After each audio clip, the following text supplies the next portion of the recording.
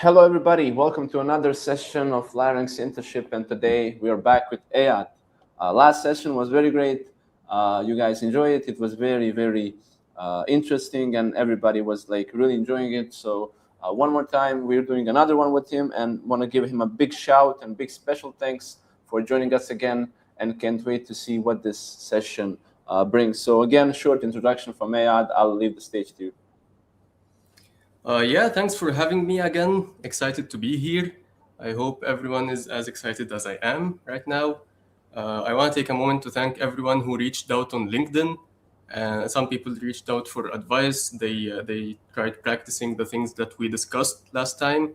I really appreciate that, and I appreciate all the support and feedback that I got from you guys. And yeah, we got a new one prepared. This is gonna be a good one. We have a whole ad created, and we're gonna have fun recreating it together, and I'm excited for it. Awesome. That's very nice to hear, man. Without You further can ado, hear I'm gonna quickly just switch to the screen so you guys can start with us, and we can, just get on with it because there's a lot of content. Last time we also had to hurry up a little bit, and we don't want to miss anything because these sessions are very valuable. So, stage is yours, Ayat. Okay, so hello again. That is our second session. For anyone who haven't seen the first session, they should probably start there because this one is gonna be built on the previous one. So just a quick recap of what we did last session and what we discussed.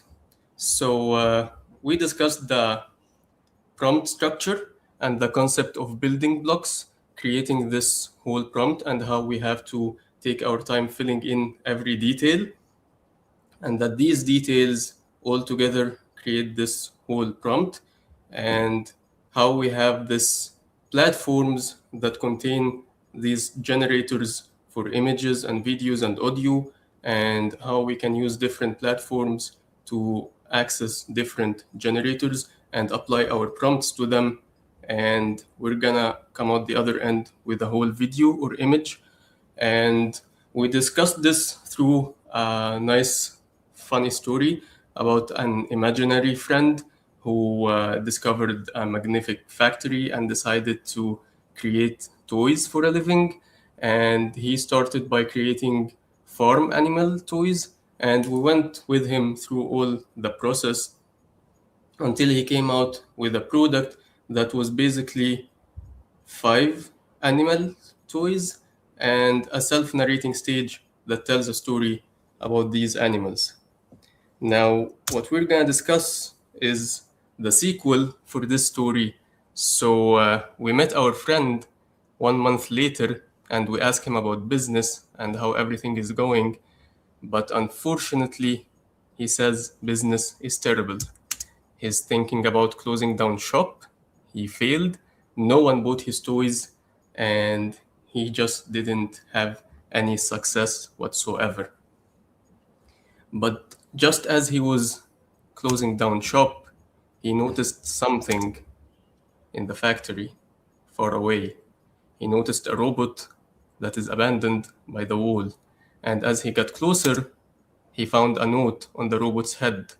It pointed him to a shelf that had a bunch of maps that he should be checking out first. So he head to the shelf and he found 3 maps that point to 3 different objectives, whether he needs to be known, be loved, or be bought. Of course, him wanting to make money and suffering from no sales at all for his toys, he decided to grab the one that says to be bought. And then as he opened out the map, it turned out to be some kind of a treasure map that had all these different quests. And these quests, if he done them correctly, he's gonna reach the end where he becomes a millionaire. And at the bottom of the map, there was a note saying to plug in LM being the robot. And it's honestly a wordplay on LLMs, which is representing Claude, ChatGPT, and anything that might help you with the legwork. So what he did is he plugged a battery into LM, the robot that was abandoned before, and then he started with the first quest. And that first quest was to send Elam to a shop, the most successful or closest toy shop, and have Elam observe how this shop sells and what features they mention when they sell, and most importantly, who buys from them. So he sent away Elam, and Elam went to the most successful toy shop in the neighborhood, and he started witnessing the salesman as he's selling toys to a kid with his parent. Now, the salesman kept mentioning features about the toys and how they are sturdy and they're material and they're made of plastic and they don't break. And eventually, the kid bought the toy, and Elam went back to our friend and reported the following. He reported that first, who buys the product is boys, not girls, because girls don't like to play with these animal toys. They maybe play with dolls or something else, but boys buy these toys, and specifically 7-year-old boys. So he also named their age, and most importantly, they don't want to play with farm animal toys because that's boring. No kid wants to play with like a sheep or a cow or something. They want to play with dinosaurs. And the toys are packaged this way. They have this box, they have this specific color, they have this specific material, and he reported all the features that he heard from the other salesman. And then he went through the following quest, and that was to find where these 7-year-old boys spend their time and then observe them as they play and find out more about their behavior. How do they play and what do they want? So he sent Elam to a kindergarten where he found all these kids playing with all these toys, and Elam observed the kids closely as they play, and he went back and reported the following. Kids have an imaginary nature, so they're creative. They like to think of themselves being inside a world where they're playing with these animals. They don't just play with items in their hand, they imagine a whole story in their head.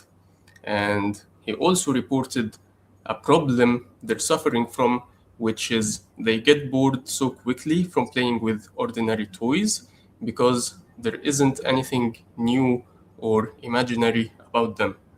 And for our friend, that was an advantage because he knows he has the capability of making his toys move and tell stories and have like a background around them.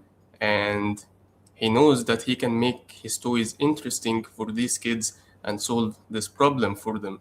So things are starting to look a bit more bright.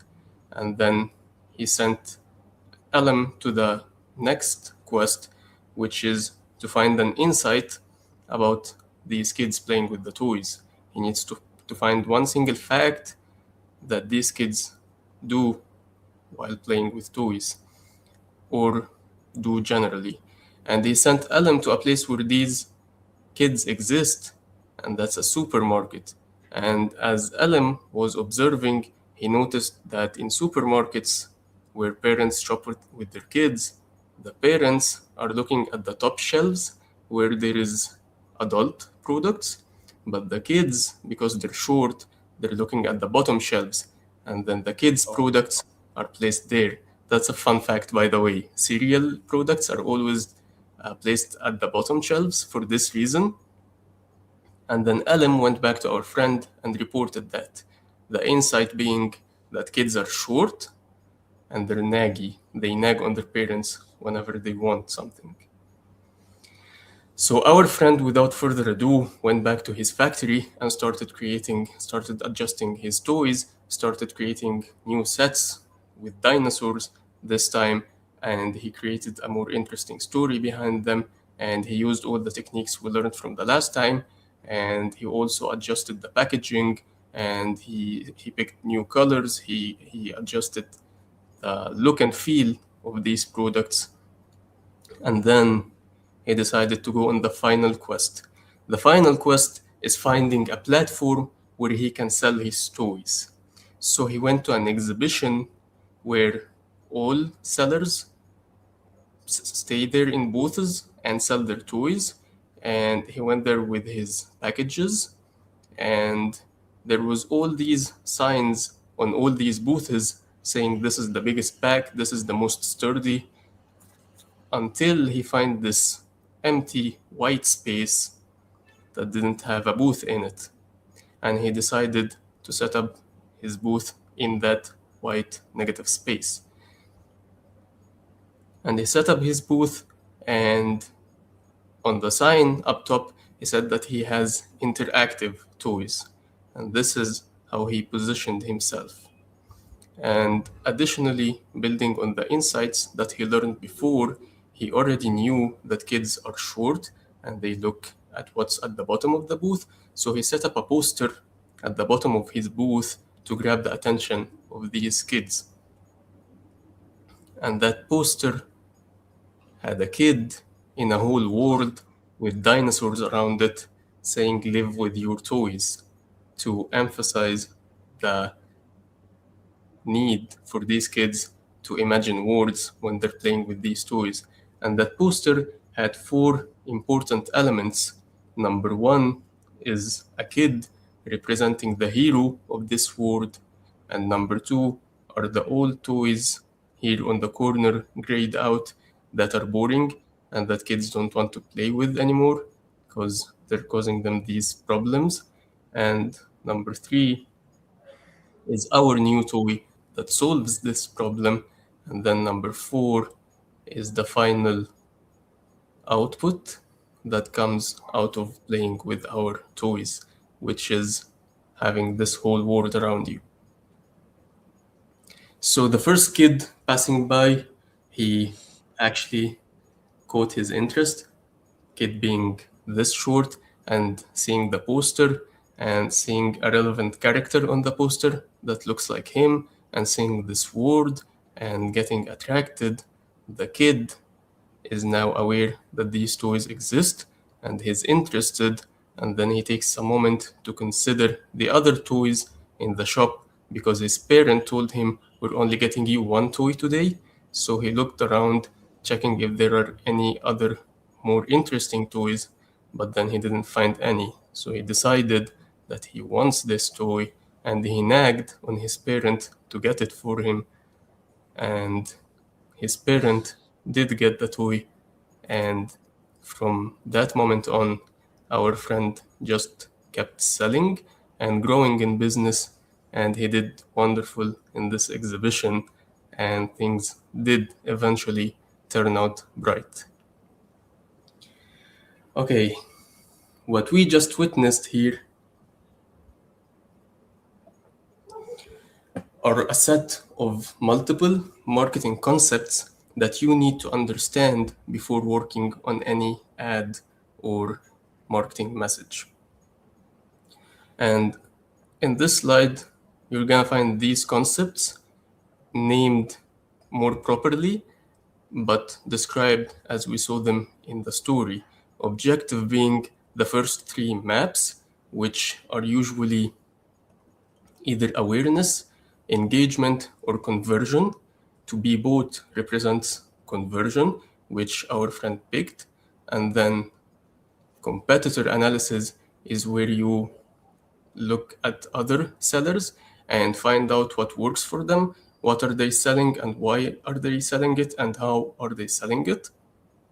And then identifying your target audience, which are the people who usually buy the product you're trying to sell, and their behavior, most importantly, how do they deal with this product, how do they buy it, use it, or get rid of it, and then their pain points, because your product must be solving some kind of problem for them that they were suffering from, and then an insight about this target audience that tells a fact that you can build your advertisement around, And then the white space or positioning represents the white space that he saw at the exhibition that was empty, which is a set of features or characteristics about your product or service that no one else claims to have. So he said we have interactive toys which no one else did. And then the brand identity is basically how your brand looks and feels and talks. And then the platform represents the thing where you sell your products. In our modern day, it's usually something like social media, TikTok, Amazon, YouTube, TV, so whatever platform you're playing your ad on. And then the message, the marketing message, is this single communication message that you want your customer to leave your ad with, because you don't want to state 10 features for your product in one advertisement and then people leave this advertisement not able to remember any of them. And what you want is to have one single clear message that your customer leave with. And then the marketing funnel is what happened at the end, where the kid took his time to get aware with the product, and then we raised interest for him to get this product, and then the desire that he actually wanted this product, and then the action that he got the product eventually. And at the end, you combine all these blocks into a storytelling, like the poster that our friend did. And the objective of storytelling is to grab the attention of the buyer and explain all these other blocks for him in a way that he understands and clearly communicated, but without him being aware of any of it, which is what good advertising is. Now, this slide represents the marketing concepts from our friend's story point of view, but the following slide is just the same, except it has definitions. This is just for your references if anyone wants to check this slide deck afterwards and remember something. And then our ad that we're gonna work on today. And believe it or not, the same marketing concepts that we applied in this simple story applies in every advertisement made for any mega brand. So let's imagine that IKEA reached out to us and they asked us to create an advertisement for them. All they said was they're launching a new fast delivery service and they want to create an awareness campaign so people know about this new service. So we're gonna have our own blocks again for the IKEA brief, but this time half of them are missing. What we got from their mini half-done brief was that the objective for this campaign is awareness. It wasn't conversion, and the message they're trying to get across is that they can deliver their products fast. And obviously, based on research, they know that this is a white space competitors aren't claiming. Others just sell design or material, but no one claims the fast delivery in the furniture industry.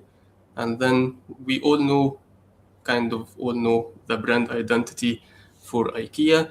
It looks and feels clean, colorful, modern, and fun. So these are the blocks we currently have, and our mission is to fill out the rest of the blocks using our assistant that is just like LM, the robot, and this assistant is basically either ChatGPT or Claude or whatever tool you prefer for your LLM work. Now, how we do this is with some new building blocks, just 4 this time. And these 4 building blocks start with a role. So when communicating with an LLM, you need to give it a specific role, like the one we have here. You're an expert marketeer in the home furniture industry. And then you have to give it context, explain what we're doing. We're creating an advertising for IKEA. and then you need to require something from it.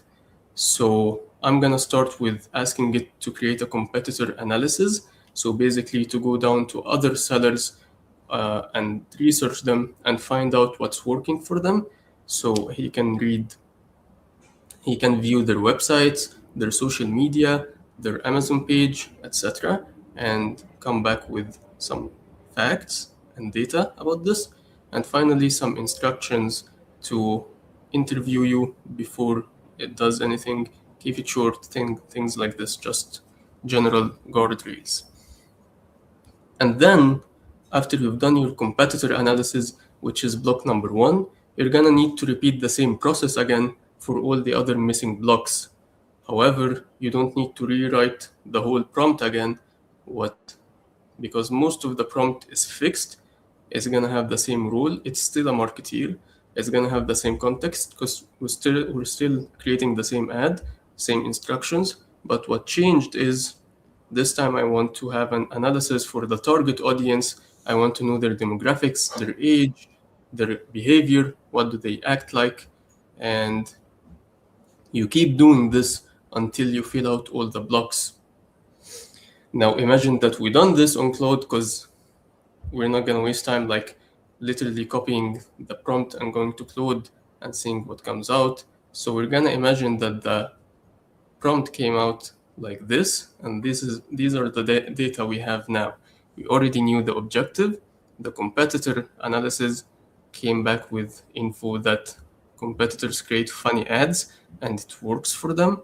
And the target audience are men, newlyweds, and that's because no one is addressing this target audience in the market. Their behavior is they eat on the couch watching TV like I do, and their pain point is the furniture takes too much time to arrive. An insight about them is they joke about being scared of their wives, and some white space that we already discussed is no Yeah, one that. claims the fast delivery space. And the platform this commercial is going to be on is TV. If that was social media, for example, it would have been a whole different story because social media people have lower attention span, the dimensions are different. You need to have your whole ad created in like 10-15 seconds maximum. You need to hook people fast. But on a TV, they're already watching TV because we know that's their customer behavior, and they're obligated to kind of watch your ad till the end. So you have the free will to create like a 1 minute space ad, and you can take your time establishing the environment where you are and the situation and what's happening in this ad. And then the message we want to get across, the funnel, and the storytelling is explained in the following slide. Here is the story we came up with. We're gonna have the husband staying at home alone, eating pasta on the couch, as he always does, watching TV. And then he spills some of the pasta on the couch and it stains. And then his wife texts that she's on her way home. And then the Oof. husband is scared and needs to act quickly so he doesn't get killed tonight. And, and his solution is he calls IKEA and orders a new similar couch, and it arrives and gets assembled in less than 1 hour before his wife arrives. This is the story that we want to tell. Now we need to visualize it. So we know our story, we built it on marketing concepts, we built it on insights, we built it on actual data that we know is going to convert. And then we're going to use last session's techniques to visualize it using AI. But first, we have to fill in some blanks. So we already know how we're gonna visualize this is we're gonna have a prompt that creates an image and then a prompt that creates a video from this image. And we already know that the prompts consist of building blocks. So these were the building blocks to create an image, and these were the building blocks to animate this image as if there was a camera zooming in or out or moving around the subject, and as if the subject is doing some kind of action. Now, some of these building blocks, we fill it from the research we did on the marketing concepts. So, for example, we already know that the subject is men, they're newlyweds, so let's assume 30 years old, they're at home, so they're comfortable. So, we're gonna give them messy hair, we're gonna give them sweatpants. We already know the the action they're gonna be doing. So they're eating on the sofa, watching TV, and we already know the vibe for IKEA, the brand identity. It's clean, colorful, and we have our scene that all of this info is from the marketing research. And then there are other blocks that just get filled by common sense. So the location is gonna be the living room. I'm gonna design the house just randomly that there is a kitchen island in the background. And then for the props, I'm gonna state some props like the TV remote, a glass of water, some things on the coffee table, stuff like this. Anyone can fill these textures. These blocks. The textures are gonna be realistic. The composition is symmetrical. Guardrails, I just want it hyper realistic. I don't want CGI look, no 3D look, no plastic skin. Things like this is just, it doesn't need any like cinematic thinking. What needs cinematic thinking are these four blocks that discuss the look and feel in terms of film, and these need for you to learn some filmmaking terminology to be able to describe them correctly. And this is what we're going to be do for the rest of this session. Okay, so starting with camera angles, which is where you place your camera exactly and how it captures the shot.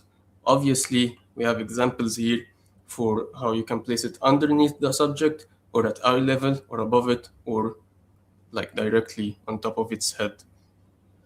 Each one of those give a different psychological meaning sometimes, and other times they're just used for aesthetic or like it's just like the director's decision, and you can mix and match between them. But a low angle usually gives like symbolizes power and that this person is great somehow.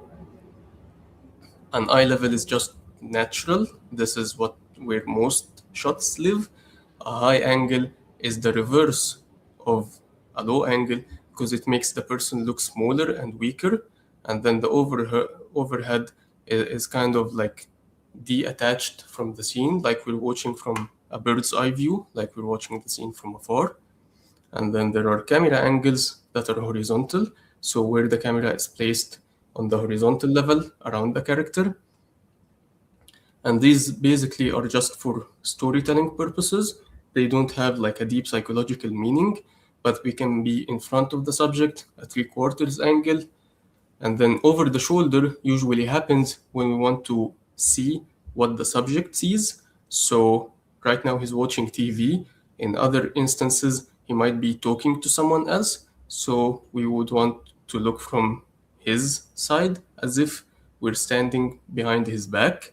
So the placement of the camera, it really represents what you want the viewer to be, where you want the viewer to be standing at, as if they were in the scene with you and watching this happen live. So over the shoulder means you want your viewer to stand behind your character and kind of like live the scene with him and and and watch TV with him, etc. Now, point of view is you don't want your viewer to be in the scene behind the character, watching the character, but you want the viewer to be inside the character's mind.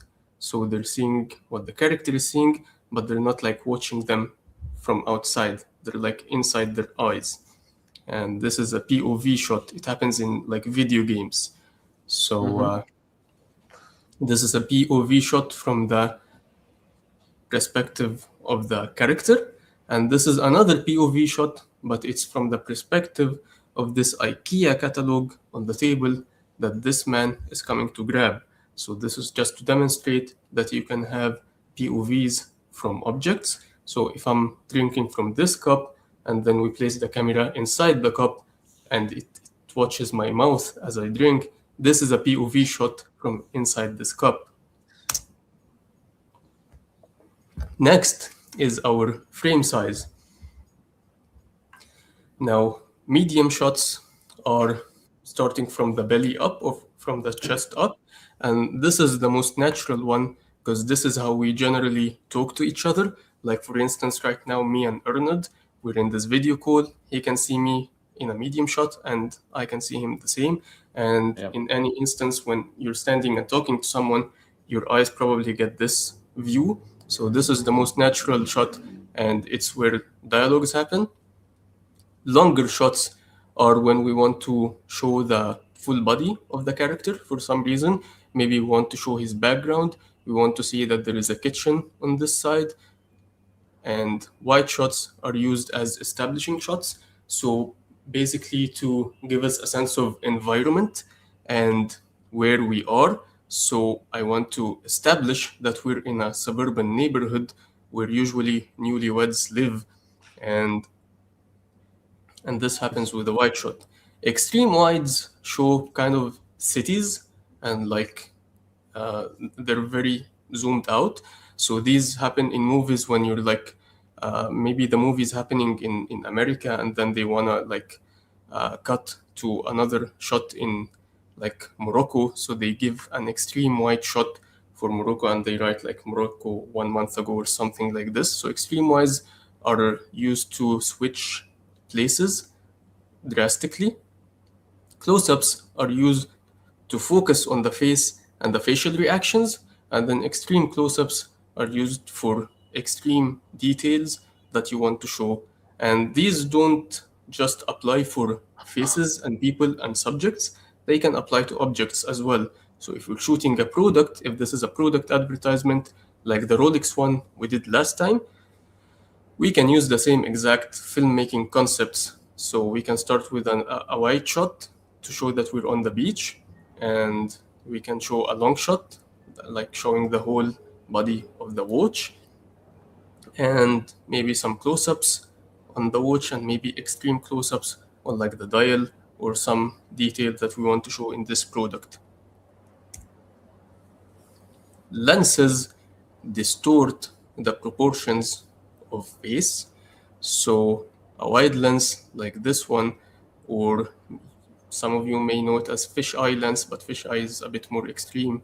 So this is used to like just have either a funny comedic feeling, or it makes this character look evil if other filmmaking techniques matched the evil, creepy vibe, because at the end it distorts the face. This is not natural, so it goes one of two ways. And then this is the standard. This is how our eye sees people, and then the telephoto is like used in. It's used to get very far away subjects, and it makes the face and the body look narrower generally.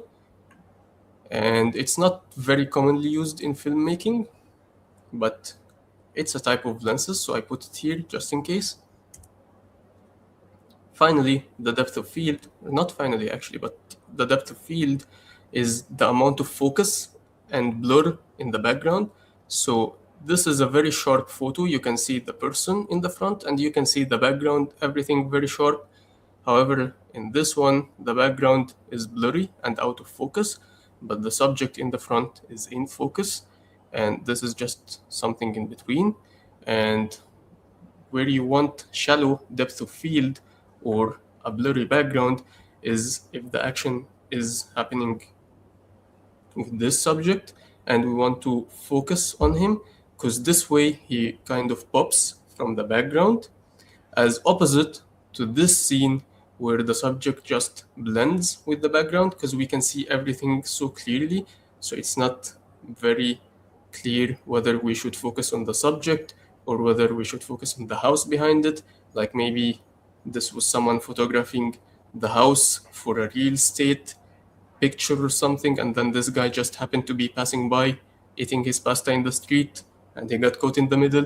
So the context is not clear here, but we use the deep depth of field, which is where everything is sharp, more in landscape photography. So if you're in like a new city or by the beach or something and you want to have a picture where everything is so clear because everything is so beautiful, you can use this. But mostly when shooting subjects, people or products, you would opt for a shallow depth of field because it's more cinematic.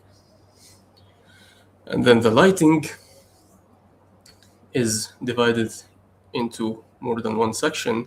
Number one is type, which is whether it's a natural sunlight coming from the window or a studio light, which is where you see all these like black diffuser lamps, like what would happen if you're taking your picture for a passport or something. And then the practical light is light that we can see inside the scene. So, for example, we can see the lamp behind him and we can see the TV light. So, this is called practical light. It's usually used at night shots, not day shots, obviously. And then time of day is also a factor. So, daytime is different from the golden hour, which is around sunset, even though they both use natural light, but they're different in color and feel. This is more emotional, and this is just bright and more fun and inviting. And obviously, nighttime is more bluish and dark. That takes us to color grading, which is kind of like the visual effects applied to the shot, like when you're posting an image on Instagram and give you the options for all these effects, except in Yeah, filters. filmmaking. Yeah, it's used to give like a certain emotion. Most movies use the teal and orange color grading, and if you want a more nostalgic feel, you can use this. If you want a more like playful feel, like Wes Anderson movies, for example, you can use something like this. If you want a more depressed feel, you can use something like this. And if this is like for war or crime or something very dramatic, you can use something like this. But for our commercial, we're gonna go with the fun, warm, and easy, bright, saturated color grading. And there are a million of other color grading effects that you can search, but these are just a few examples. And the final block is how the camera moves in the scene. So some of these moves, they have a psychological meaning, and some of them are just used in practical context. So for example, if the camera is static, it's probably because we want all the focus to be on the subject moving. So if the subject is doing a very important action, like unwiring a bomb or something, and we want to have hyper focus on that, the camera can be moving because this is distracting. But if the character is like saying something, for example, or we want to focus with him and show that his like, again, as if you're taking the viewer and you're getting him closer to the character to get more in detail of what the character is doing or saying, then you push in with the camera, which is kind of like zoom in, but you slowly move with the camera towards your subject. And then pull out is the reverse opposite of that.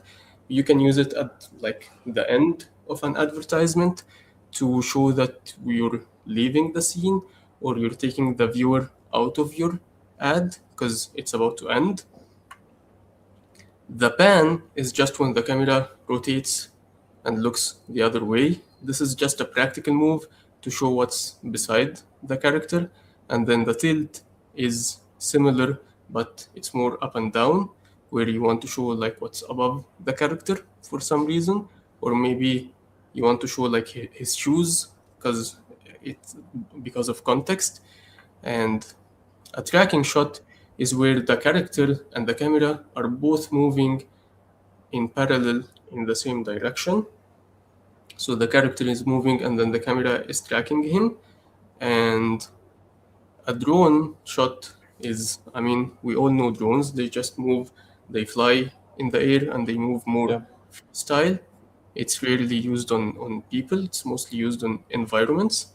And then rotating around subject is when the camera keeps rotating like the arrow shows, and this is mostly used for objects or products. So it's very common in like commercials for, let's say, a Coca-Cola can, and then the can is in the middle and the camera keeps rotating around it. So things like this. And mixing and matching between all these concepts that we discussed, you're gonna be able to fill out the remaining blocks with the info from the slides above. And just like that, you're gonna have a whole prompt for one of the shots, and that's this shot. So, sorry, let me try this again. Okay, so if we take this prompt and copy it to an image generator, it should give us a similar image to this one. And now, Arnold, I wanna be sharing. Not well. Okay. Yeah, I want sharing my whole screen and not. I'm gonna stop sharing and share again. Sure, Like sure. I'm gonna switch back to the camera, so whenever you're ready, we will be like continuing. Yeah, overall, I love the blocks. Honestly, I mean, it's not just the blocks. Basically, you went as far to introduce everybody to the world of not just like ads, but basically, how the camera moves, the elements, the structure. Because I think it's very good to know all those things. Especially if you want to do stuff in this business. Um, like you need to know the basics and understand the concepts because as you said like last time, the building blocks are everything. And especially like it's not just randomly prompting, it's using real data and like true information to generate something that in the end will prove to be what you presented us. Because what I'm already seeing is very promising, and it's just images. Like you're showing us images, how the cam works. So um, yeah, overall, I think it's looking very nice so far. I'm looking forward to see what the video is going to be. So, are you ready for yeah, the we're screen? gonna we're gonna end with that because we wanna end on a high note. So yeah, eventually, what you're trying to do is you're trying to fill out all these blocks with the correct knowledge in mind. So that's why we Mm-hmm. did a whole market research, and that's why we did a whole like understanding of filmmaking terminology. So when you get to fill out these blocks, you fill them out intentionally to achieve like the correct psychological feel that you want the viewer to have when viewing your ad, and also to achieve the effectiveness in terms of conversion or awareness or the marketing objective you're trying to achieve with this ad. So yeah, eventually you're gonna have to learn more about every part inside these blocks, so you can fill them out more intentionally, or you can give them to something like Claude or ChatGPT to fill them out for you. But you're gonna still have to have the knowledge to revise the things that these LLMs give you and make sure that they're giving you the feeling that you're aiming for, instead of just some random AI slop Yeah. that would not convert well, or that would not help you achieve your marketing goals eventually. I'm actually ready now, Arnold, if you want to share my screen Yeah. again. Okay. I'm just gonna go back. So. Okay, Um, so I'm gonna come here on my website, on my browser. And what we did last time is we created a space, and let me find the prompt. So here is my Let me see if this prompt. layout works even better. Actually, this one. This is my prompt right now, divided by the building blocks that we're familiar with: the scene, the subject, the location, the props, the lighting, etc. And then what we did last time is we inserted an image generator. Let's say we're gonna set it to Nano Banana Pro, and we Yeah, you said connect. last time. Sorry, you said last time GPT-2 was the best model. Did anything change like since the last meeting? No, not really. No, GPT is still the best Eventually. model. Yeah, just for the Okay. sake of this example, I'm putting Nano Banana. But yeah, you can use, Mm-hmm. like, all these prompts are available, and people can use whatever they want.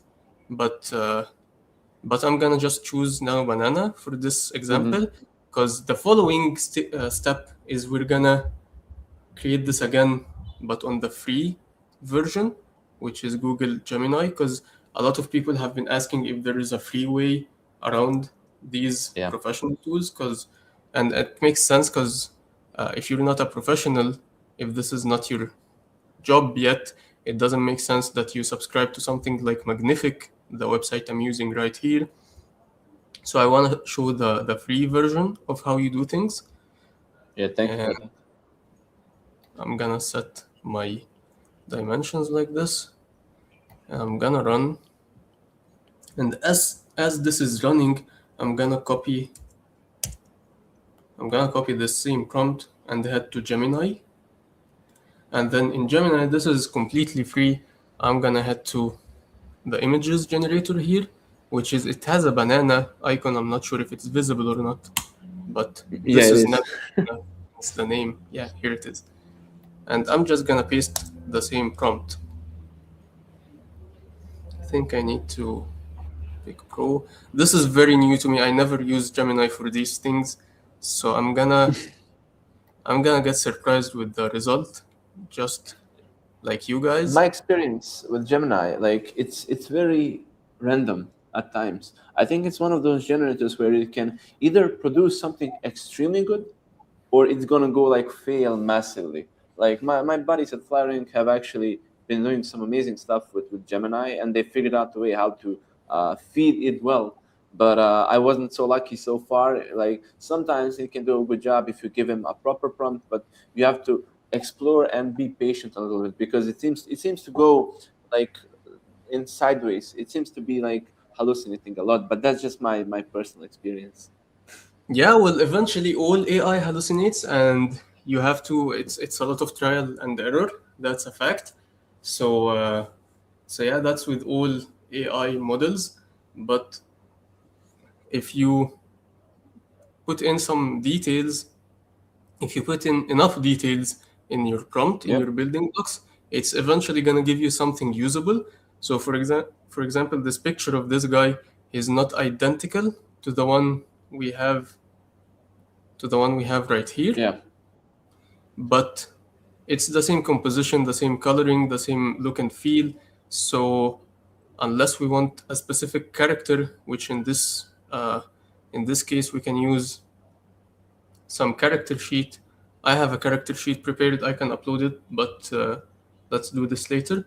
But unless you want Hmm. something very, very extremely specific, you're gonna basically have the same look and feel that you're looking for if you uh, fill in all the blanks and apply all the building blocks and do it intentionally, as we discussed. So this is the image we got from Gemini on the free mode, and then this is the one we have from Magnific. This one didn't give me the exact same look and feel, but you get the point. It's Yeah. it's more or less the same composition, the same colors, the same IKEA sofa, the same guy eating spaghetti, etc. And then what you want to do is download this image and then head to a video generator that is also free, like Grok. and then pick the video. Like instead of image, we could have generated the image here. Now we're gonna pick the video. We're gonna pick the resolution. 720 is not full HD, so it's not professional. But again, if you're not doing this professionally, if you're not gonna subscribe, there are some free alternatives like this. I agree. And I agree. what we wanna do is upload our image that we just downloaded. Okay. Yeah, as I said, I'm not. We can hide that while you do that. Just let me know. Free tools. I haven't even tried it before session, but Yeah. this is completely authentic, as you can see. Don't worry. I'm just gonna switch back when you are logged in, so we don't like spoil anything out. Okay, we're back, or we should be back. Okay, so let's pick 6 seconds. I'm gonna like head back to my presentation just to remind myself with the building blocks for the videos, which is to have a start frame image. This is what we did. We uploaded our image here as a start frame, and then we need to describe the camera movement, the action, the sound effects. Based on what we just discussed about camera movements, I'm gonna have the camera push in and have the action that the character will be eating spaghetti, and the sound effect is the background TV noise. I'm just gonna write that. Camera slowly pushes in, character eating spaghetti. And by the way, this is such a great practice to everybody out there who's just starting. Like as Ayad said, I mean, you don't subscribe to like paid programs if you're not if you're not earning money from this. So anybody who wants to give it a try, like you can just follow this video and these steps, because as you can see, what he did basically so far, generated images in Gemini, then he's using Grok to create a video, and that's like everything is pretty much free. So you guys can trial and error as much as you want, and it will just open up so many ideas that you can explore later on, like to become one day like to become close to Ayad. So I will give you guys a task to be as good as him. So I think that's like that's a good assignment. So Appreciate that one. So, as this is generating right here, we're gonna head back to Magnific to see the other trials that we ordered for. And as you can see, these 3 trials, I mean, this one has weird coloring. The shadows are a bit harsh. The lighting is a bit golden. It's not as bright and saturated as I want it to be. But the other 2 are good enough. This one doesn't follow the composition, the symmetric composition that I requested, but it's giving me the correct vibe that I want. And then this one just nailed it. It's just on point. It looks close enough to the image we have here as an example.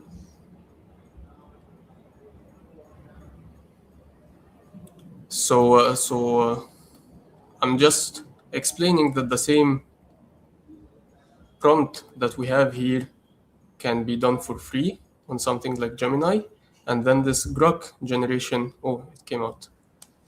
Okay, as we prompted, the camera is pushing in, it's getting us closer to the subject as if the viewer is in the scene and he's walking, taking slow steps towards the subject, and then he's just eating spaghetti like we prompted for. Mom spaghetti. Yep. And this can happen, like if we have a video generator here, we can also set it to Grok, and it's just the exact same thing. So this is the free way of doing things. Now, let's get back to our presentation. Now we applied this prompt and got an image close enough to that one. And then just for the remaining shots, so not to think that this is gonna take too long to create all these different shots. For an ad like this, maybe we need like 10, 20, 30 shots, depending on how long the ad is. But like last time we did a whole ad from just 5 shots, This time we're gonna make it a bit longer because it's a TV ad, but conceptually, we don't need to fill in the same blocks all over again because most of them stay constant. We have the same subject, the same man, the same seat, the same location, the same props, everything. The only thing that changes between this shot and this shot is the camera angle changes to be behind him over his shoulder, and then some of the camera settings change and the composition. And when you do this enough times and you repeat it, this is the ad that comes out the other side.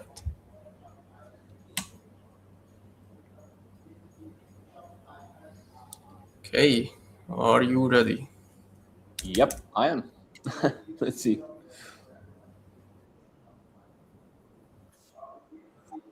Okay, this is lagging. I'm gonna play it on my laptop. Sure.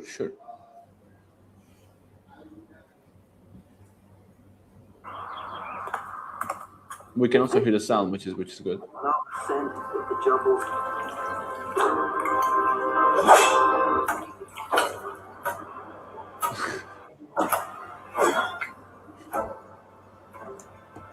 Oops.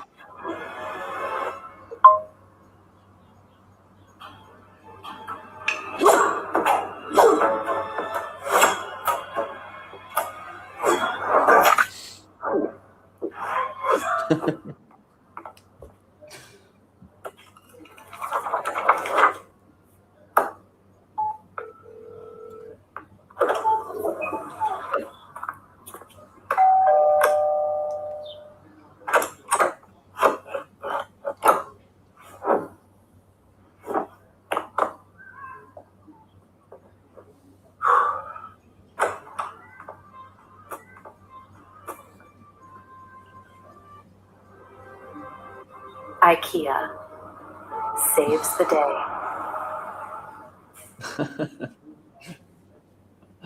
That's a nice ad, man. What is it? Okay. I just love the reaction. I thought like something else was going to happen, that she's going to figure it out either way. But I'm like, yeah, No, that ad would have failed if she figured it out. it would have, yes. would have not converted so well. Yeah. So now people might see this ad and think this is too much work because you know, like the memes on TikTok when someone is explaining like a drawing and they say, okay, we add a line here, a line there, and then some more details, and then the final result is so detailed it doesn't make sense. So we just explained on one frame or maybe two frames, two shots, but eventually the whole ad is consisting of multiple shots of these that we used the same exact techniques for them and then just stitched them together. So for example, these are a few shots. This, as we discussed, the camera angles and the camera positions and everything. This is a wide shot, it's high angle. This is a close-up shot on the pasta bowl. This is an over the shoulder. This is a close-up. This is an overhead shot. This is a long shot, etc. It's just a bunch of shots that were generated using the same building blocks, and it didn't take that much time because most of the building blocks are fixed across the ad. So for example, the color grade is bright commercial color grading, it's saturated colors, it's natural daylight, it's all of these things are fixed across the whole ad, but we just change the subject, the camera angle, the shot size, the composition, the action happening. So some things stay constant, but some things are changing. So it doesn't take as much time as you think to generate 10 images like this. And then it doesn't take as much time to put them inside Grok to animate all of them. So eventually, when you do this and then stitch all the shots together at the end, you're gonna have an ad just like the one we created. And now you can do it with more knowledge on filmmaking techniques and the psychological reasoning behind them, because you might not be creating an ad for IKEA, which is like a colorful modern brand. Maybe you're creating an ad for something more in the tech industry, so it needs to be like a bit more dramatic. The colors are like blue and purple and things like this. Maybe you're creating an ad that is more emotional and romantic, so you can apply the same techniques with different inputs, like we discussed, to achieve these different results. And just another note is for the UI UX designers out there, it's kind of the same principles but named differently, because something like the target audience, that in marketing they are the people who buy your product and the people you show the ad to. In UI UX, these are just the users, and you also need to understand your users and their behavior and how they deal with your mobile app or website or whatever digital product you're creating, in order to create something that works for them. And like the same concept applies for something like the pain point, because in marketing, this is the problem that your product solves. And then in UI UX, your users also have a pain point that you need to address. You might want to add a button here, or like a menu here, or maybe like this tab is just too long, you want to cut it short, or maybe the flow of the UX journey isn't it's maybe a bit more complicated. So you still look for the same things and use the LLMs in the same way and prompt them to get the feedback and build like a research and some data and insights. And then based on this data, you start building your website or app. And it's all the same. You need to understand the same concepts, except like the filmmaking with camera angles and everything. This is specific to advertisement people, but you need to understand coloring and that it has a psychological meaning behind it. Same with shapes, same with fonts, and that's it. So just to recap, we summarized the last session. We talked about how our imaginary friend failed because he didn't build his product on correct marketing insights. And this time he did more research, and we replicated his research using LLMs, I mean, hypothetically. And the LLMs gave us a full brief based on insights and actual marketing data that we used alongside some filmmaking techniques to create shots using the techniques we learned from the last time, and eventually creating too many shots and stitching them together to have our full ad. Now, just like last time, you're gonna have this deck. It's gonna have these hyperlinks. These links these links lead to YouTube channels and playlists and things that would be very beneficial for you if you want to learn filmmaking, storytelling. This eye candy website is very cool because you can enter it and it has all these different types of shots and cinematic techniques. So maybe like for inspiration, you see one of them and you can learn their names. So for example, this is a POV shot from inside a hole. This is like a new technique that I don't know the name of. So we can just hover over it and you can see it says Wigglegram. So for inspiration and for more learning and more in-depth cinematic techniques, you can use these resources. And again, of course, please, if you have any questions, hit me up on LinkedIn, or just generally hit me up on LinkedIn because I love to connect with people. And that was it. Wow. Yeah, that was actually something, man. I mean, like, generally from the first session, the last time that we had it, like these two sessions are very connected.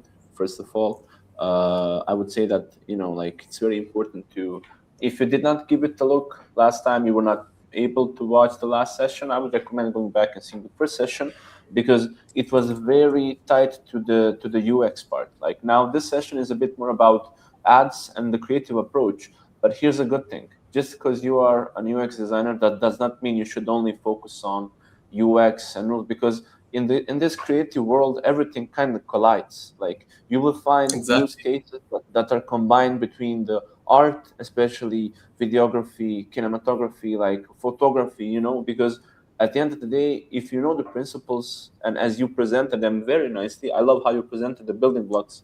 I think everybody can just take a note what the building blocks are and how you manage to use them, especially using AI tools, because you fed the AI proper information. It gave you the results, and you can just do slight adjustments, like, depending on your needs. But I think this is what it's all about. Like, the world is changing. We are using AI nowadays. We don't have time to, I don't know, manually create things anymore, because the clients are like them. It's a very high demand. So these two sessions can be, I mean, the value of these two sessions is like beyond everything, because it's not just about what you do, it's about all the experience and all the roads you took to get here.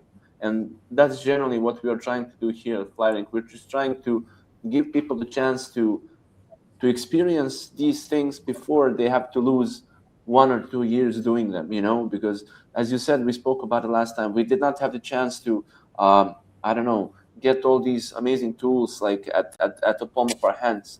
I don't know where you, like, maybe a random question, but what was the first software you started building it at? Like, it was probably graphic design, right? Photoshop or something like that. Yep, exactly. And So I agree with everything you said, because eventually what people want to be doing is they should be keep practicing the art, because the art and the psychology and the design principles and the filmmaking principles and the creative direction and the marketing principles and the art direction and the copywriting, these types of art, they never change. They stay the same, like across generations. So right now we're designing using AI. Like just a few years ago, we were designing on something like Photoshop. But even before that, before like maybe before I was born, people were still designing before computers were even invented, and they were designing on paper. And yeah, we had calligraphers writing with their own handwriting instead of fonts and things like this. So like the techniques and the tools change, but the art stays the same. So what you want to be yeah, doing is you want to be updating yourself on the new techniques and AI tools, but you also want to be learning the conceptual foundation of the art of your choice, or the field of your choice, and you want to be developing there so you can guide the tools that you're using to give you like better work. And you want to have a more analytical eye so you can spot mistakes, because from the first period or from the first instant you might look at something that came out of Claude, for example, and think, okay, this looks good, but you have to be analytical and give feedback correctly, so it starts spotting the mistakes and fixing it the way you see fit. And of course, needless to say, never ever ever settle for the first output you get. Like this is yeah, just a rule of thumb. Like even before AI, what we used to do, like if we were like designing a logo or something, this was just the rule. Like if you got your first logo and it looks really good, no, you have to just throw this away because this isn't as good as you think. You gotta keep trying, and every time you give it a new shot, it turns out better and better. yeah, So keep using AI, but keep learning the art, and keep guiding AI to give you like better results. And do not settle for AI slop, and use whatever foundations you learn to guide the AI to to achieve something unique and original, unlike all the other people out there that just give a simple, like undetailed prompt and take the first result coming out of it and think that this is looking good enough for them. So, yeah, I mean, I sign off on all the things that you said, and I wanted to add one more thing. Always trust your gut. I always like trust my gut feeling, especially when I see something, and if I think it can be better, it can definitely be better. Like you will literally feel when something is good, because you will be proud of that result. And like in real life, it's always a bit like, you maybe like don't have the time to spend like 3 months working on a project and to deliver it as good as you want it to be. But if it's passable and the client likes it, you're gonna send it. Same goes for the ads. I'm guessing, yeah, there have been times where you were like, yeah, this isn't, maybe I'm not the most creative, like I'm not the happiest, but if you like it, sure, take it, but I can do much better. So yeah, it's about also learning when to accept that, this is like work is great. When we do it alone, we can do, like, we don't have any time limits, but when we do like work in real life, clients expect something different, and the pressure makes it a little bit, like, we just need to manage it like that. That's generally we're approaching the end stages of this internship, which was actually, I hope everybody has been enjoying it. Like, generally, before we like finish it for today, I want to ask you, what was your experience with us generally, just being our guest here, and I would love to hear from you if you enjoyed it. How did you feel? And would be really nice to hear your opinion. Yeah, for sure. I enjoyed it so much. I got a lot of new connections on LinkedIn. Awesome people. A lot of people have been reaching out. I got to know some of them. Some of them worked on really cool projects, and I saw the results. I think everyone is benefiting from the internship. Everyone I asked, at least, they were happy with the internship, and they're creating like better work now.